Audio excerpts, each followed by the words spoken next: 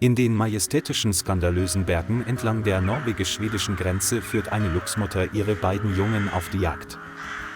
Die Luchsmutter ging anmutig und suchte mit aufmerksamen Augen den Berghang nach Anzeichen von Beute ab.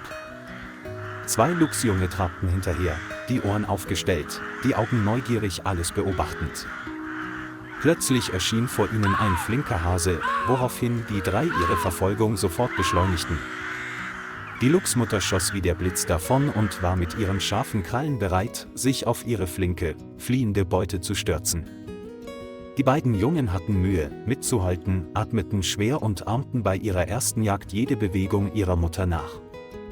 Als die Beute gerade gefangen werden sollte, rutschte die Luchsmutter plötzlich aus und rutschte die schroffen Felsen hinunter. Der schmerzerfüllte Schrei hallte über den Berghang und veranlasste die beiden verängstigten Luchsjungen, zu ihrer Mutter zurückzulaufen. Am Fuße des Berges zeigte die Luchsmutter eine tiefe Wunde, dunkelrotes Blut befleckte ihr goldenes Fell. Nach vielen Stunden schmerzhaften Gehens führte die Luchsmutter ihr Junges in die Nähe einer verlassenen Bergstraße. Die Wunde an seiner Seite wurde schlimmer, das Blut trocknete und der unangenehme Fischgeruch schwächte es. Zwei Luchsjunge saßen neben ihr und sahen mit besorgten großen Augen zu, wie ihre Mutter am Straßenrand zusammenbrach.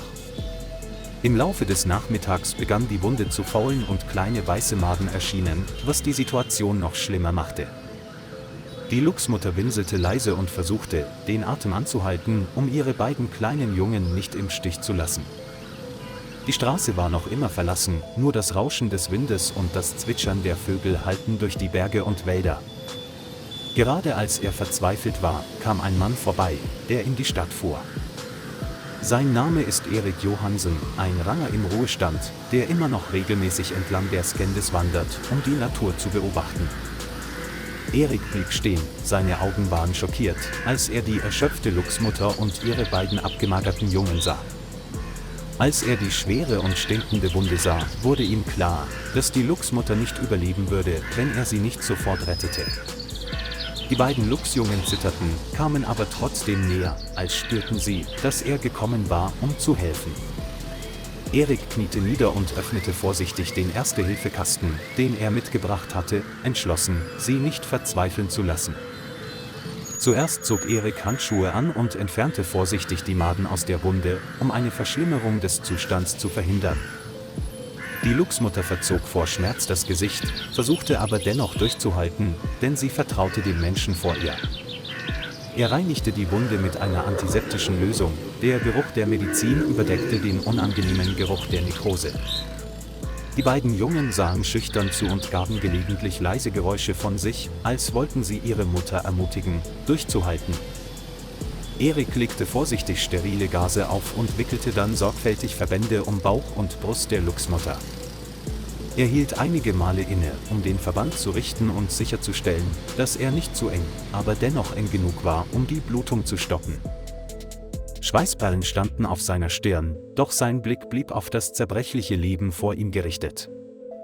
Die Luchsmutter hob leicht den Kopf, um Erik anzusehen, ihre goldenen Augen glänzten vor Dankbarkeit und Müdigkeit.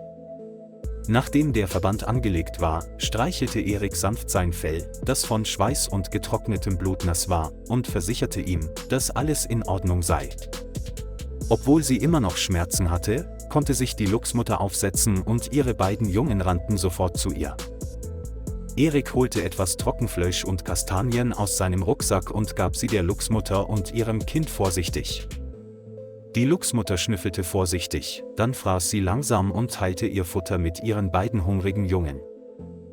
Die beiden Jungen aßen herzhaft und ihre Augen funkelten, als sie Erik ansahen, als wäre er ihr Wohltäter.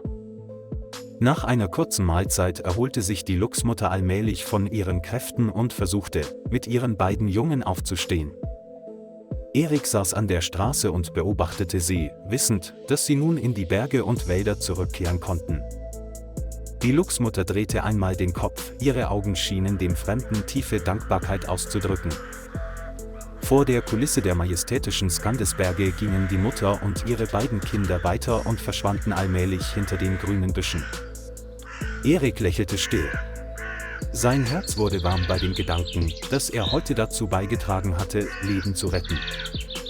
Lieber Freund, danke, dass Sie sich die Zeit genommen haben, die Geschichte zu verfolgen. Vergessen Sie nicht, den Kanal zu liken und zu abonnieren, um uns zu unterstützen.